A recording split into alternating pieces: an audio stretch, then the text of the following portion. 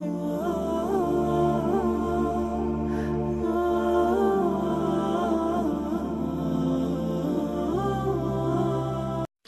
فرما رہے تھے کہ یہ جو ہارمونز کا پرابلم بتایا جاتا ہے تو یہ اس کے ساتھ کچھ اور چیزیں بھی منسلک ہوتی ہیں، وہ کون کون سی چیزیں جس کی بنا پر جو ساخت ہے اور جو چہرہ ہے یا جسے وجاہت کہہ لیجیے اس میں خرابیاں در آتی ہیں؟ بسم اللہ الرحمن الرحیم۔ سب سے پہلے تو ہم یہ رہنمائی لیں گے کہ اللہ کے نبی صلی اللہ علیہ وسلم اس کے بارے میں کیا فرماتے ہیں۔ جی آپ صلی اللہ علیہ وسلم نے فرمایا کہ جس عورت کا حیض نہیں رکتا نا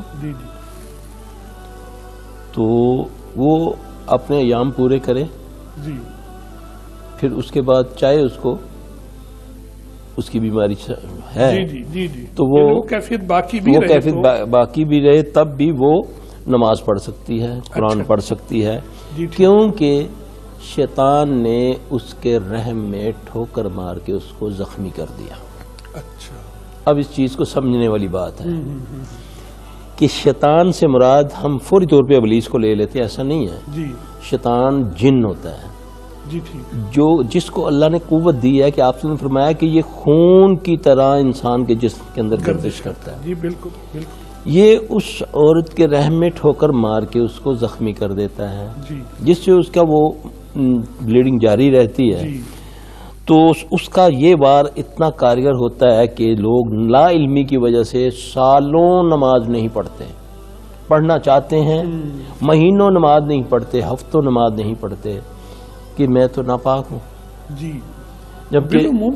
ہاں، اب اس سے ایک بات ثابت ہوئی کہ رحم پر سب سے زیادہ اثر انداز شیاطین ہوتے ہیں، اور اسی سے پھر وہ جب والدین کو یہ چاہیے کہ بچیوں کو کم از کم وہ چیک میں رکھیں، اگر ان کو دیکھتی رہیں کہ اگر بچیوں کو اچانک ڈسچارج شروع ہو گیا ہے، وائٹ ڈسچارج شروع ہو گیا ہے، تو وہ فوری طور پہ ان پر توجہ دیں، ان کی نمازوں میں کوتاہی نہ ہو، اذکار میں کوتاہی نہ ہو۔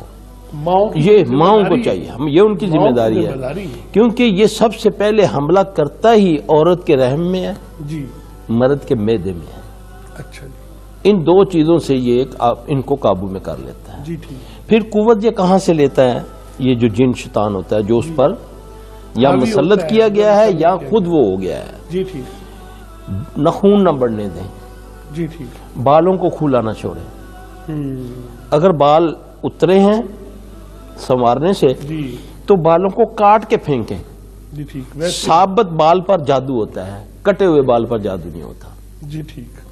یہ جادو انسان بھی کرتا ہے، جن بھی کرتا ہے۔ وہ بال ہوتے ہیں برش سے نکالے کنگھی سے، اسی ہاں جی ویسے بجا بنایا پھینک دیا، وہ تو پورے بال ہوتے ہیں۔ آپ یقین جانے کہ بعض ایسے مریض بھی ہمارے پاس آئے ہیں کہ بجے کے بجے پیشاب کے راستے سے نکلتے ہیں۔ اچھا، ایسا جادو یہ کر دیتا ہے کہ انسان کے جسم کے اندر داخل ہو جاتی ہے یہ ساری چیزیں۔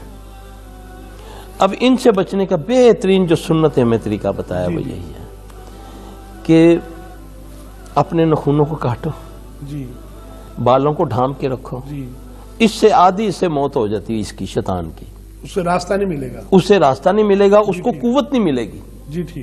وہ قوت لیتا ہے۔ دیکھیں نا پہلے دور میں ہم دیکھتے تھے کہ جس کے ناخون بڑے ہوئے اور بال بکھرے ہوتے تھے تو ہم کہتے تھے وہ پاگل ہے، دیوانہ مجنون، دیوانہ۔ تو ہم نے وہ سٹائل اپنا لیا، اب سب دیوانے، ہاں جی اب سب دیوانے، بالے بکھیرے ہوئے ہیں مردوں عورتوں نے، ہاں جی وہ جیل شیل لگا کر بالوں کو اکڑا لیتے ہیں، نخون بڑے ہوئے ہیں، آپ نے ادھر سے صفائی ادھر سے اللہ درمیان میں وہ کچھ اس طرح کے۔ آپ یقین جانے یورپ میں ہم دیکھتے تھے یہ جو بدتمیز قسم کے لڑکے ہوتے تھے نا، جو پرس چھیننے والے، یہ ان لڑکوں کی سٹائل ہے۔ اور ہم نے ان کا وہ کوا چلا ہنس کی چال اپنی چال بھی بھول گیا، ہم نے وہ کام شروع کر دیا۔